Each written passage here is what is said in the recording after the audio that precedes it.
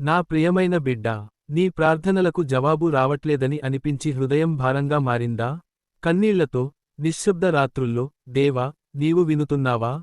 అని అడుగుతున్నావా? గుర్తుంచుకో, యేసుక్రీస్తు నీ ప్రతి నిట్టూర్పును వింటున్నాడు. నీ ప్రతి కన్నీటి బిందువును ఆయన లెక్కపెడుతున్నాడు. జవాబు ఆలస్యమవుతుందని అనిపించినా, అది నిరాకరణ కాదు.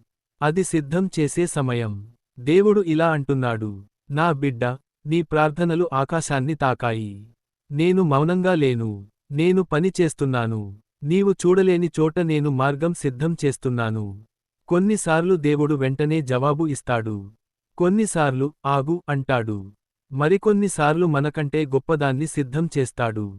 నీ విశ్వాసం కదలకుండా ఉండు. నీ ప్రార్థన ఆపకు. నీ ఆశ వదలకు. ఇది నీ పరీక్ష కాలం కాదు, ఇది నీ సిద్ధీకరణ కాలం. త్వరలోనే నీ నోట, ధన్యవాదాలు దేవా, అనే సాక్ష్యం వినిపిస్తుంది. నా ప్రియమైన బిడ్డా, నీ ప్రార్థనలకు జవాబు వస్తోంది. ధైర్యంగా ఉండు. దేవుడు నీతో ఉన్నాడు.